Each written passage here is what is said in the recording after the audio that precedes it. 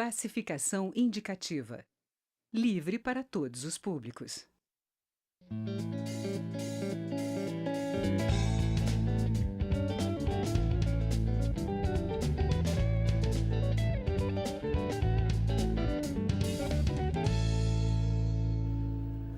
Neste momento, a Zona Franca de Manaus está completamente blindada, afirma o deputado Bosco Saraiva, do Solidariedade do Amazonas. E ele explica por quê. Tanto a Comissão de Assuntos Econômicos do Senado, quanto a Comissão de Desenvolvimento Econômico, Indústria, Comércio e Serviços aqui da Câmara estão sob a direção de amazonenses. A do Senado é presidida pelo senador Omar Aziz, do PSD. E a da Câmara, pelo próprio Bosco, participa desta edição do Palavra Aberta.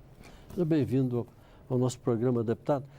Queria lhe perguntar inicialmente se, pelo fato de estar em boas mãos, significa que a Zona Franca vai bem. No contexto nacional, ela está se havendo dentro da mesma forma, com as dificuldades naturais do contexto da indústria brasileira. A retração do primeiro semestre foi clara e isso afetou também a Zona Franca de Manaus. Ela vai bem. Mas essa retração começou agora ou já vem de algum tempo? No primeiro trimestre, a avaliação do primeiro trimestre deste ano. A partir de 2019, março, janeiro, fevereiro e março. Em março foi sentido e efetivamente divulgado que houve uma queda na produção industrial da Zona Franca. Isso faz parte exatamente do contexto nacional. Ela vai bem aqui no Congresso Nacional, do ponto de vista do poder legislativo, em razão exatamente daquilo que você anunciou, da proteção dela no Senado, a partir da Comissão de Assuntos Econômicos, presidida pelo senador Omar Aziz, e da oportunidade que temos de presidir a Comissão de Desenvolvimento Econômico, Indústria e Comércio da Câmara dos Deputados. Agora, deputado, de vez em quando a gente vê movimentos no sentido do esvaziamento da Zona Franca de Manaus. Em todas as legislaturas eu percebo isso. Qual seria? Há uma espécie de ciumeira, por exemplo, de um Estado poderoso, como é o caso de São Paulo, dos benefícios concedidos à Zona Franca? Há falta de visão realística de uma federação. O que há, na verdade, é isso. Um interesse econômico que, evidentemente, permeia esse debate.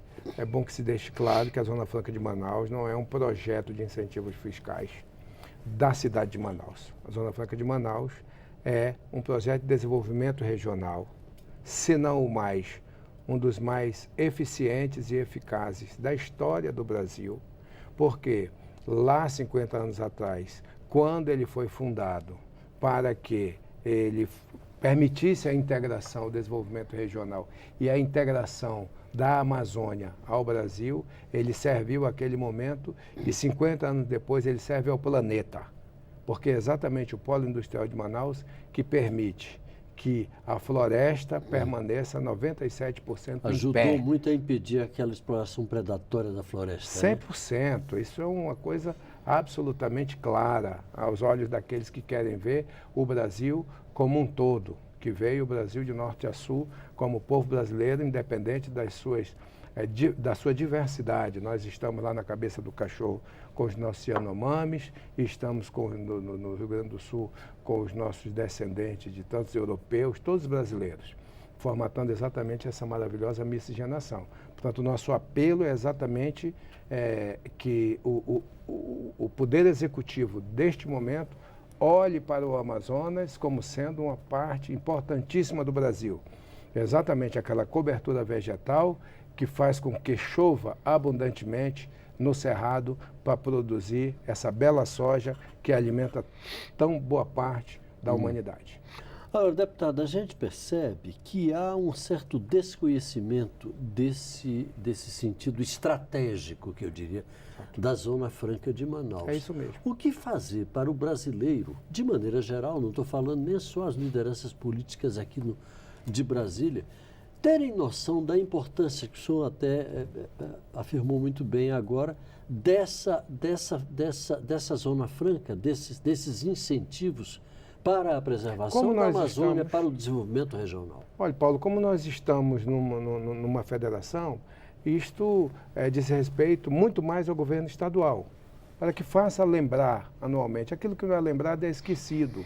E ninguém defende aquilo que não conhece. E a grande verdade é que boa parte da população brasileira não conhece a importância da Zona Franca para o estado do Amazonas, para o Brasil e para o planeta. É exatamente isso que se tem reclamado. Eu, pessoalmente, tenho reclamado exatamente deste ponto, que seja efetivamente destacado e que seja permanentemente, lógico, numa campanha de mídia permanente, que é isso é disso que cuida, levar a informação permanente e levar pessoas que estejam nos setores mais decisivos da República a conhecerem aquilo que funciona em Manaus. São 485 fábricas não poluentes que empregam 85 mil amazonenses diretos, que geram aí cerca de 600 mil empregos indiretos numa cidade de 2 milhões de habitantes. Então, veja, a se comparar, por exemplo, a depredação da floresta de 1970 para cá, entre o Amazonas e outras regiões, foi 1967, e aí em 70 começa se instalar a indústria. 1970, Garrasto Azul. 70, Garrasto Azul Médici. Então, ali começa a se instalar a indústria. Porque é de 67, se instala a primeira área comercial, de livre comércio, a zona comercial, e posteriormente começam a se instalar as indústrias brancas chamadas. Nós estamos efetivamente buscando alternativas para que isso seja efetivamente substituído e o nosso desejo é que o atual governo enxergue que nós precisamos exatamente continuar na estratégia de proteger o planeta com a nossa cobertura vegetal. Agora, deputado, o senhor falou aí de números, falou da importância estratégica, não é, econômica, etc., mas o brasileiro médio, esse que nos assiste aí no norte, no sul, no centro-oeste, etc., talvez não saiba que a maioria, por exemplo, das motos que estão rodando aí nas ruas são montadas na Zona Franca de Manaus. E o computador que ele está acessando também é montado na Zona Franca de Manaus. Exatamente. Além desses produtos, que outros produtos a Zona Franca também produz e distribui pelo Brasil? As fábricas são basicamente 4 grandes segmentos. O polo de 2 rodas, o eletroeletrônico, o polo químico de produção de xaropes. Né? Xaropes daquelas... O polo de concentrado. Guaraná. Concentrado de Guaraná, que é exatamente aquilo que dá base, por exemplo, nós temos... as indústrias se reúnem basicamente em torno desses 4 grandes segmentos. E o polo de componentes da Zona Franca de Manaus. Você veja que são exatamente indústrias brancas. Evidentemente que há estudos e pesquisas em andamento no sentido de que hajam novos projetos que possam beneficiar exatamente aquilo que é o produto nativo da nossa região. Até se alcançar a grande escala para que a gente possa ir gradativamente substituindo esses produtos que se fabricam hoje, leva um tempo e aí é que precisa entrar o Brasil. O Brasil que eu falo é Brasília.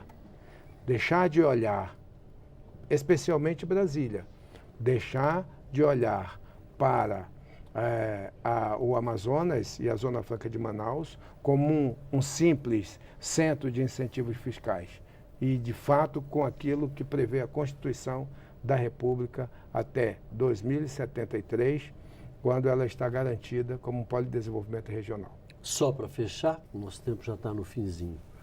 O que é que o senhor, à frente da comissão, pretende com o senador Omar Aziz, à frente da comissão semelhante lá do Senado? O que é que pretendem colocar como prioridade? Nós estamos num grande trabalho de divulgação do que é de fato a Zona Franca de Manaus, do que ela representa para o Brasil e para o mundo. Deputado Bosco Saraiva, muito obrigado pela sua participação, sucesso à frente da comissão.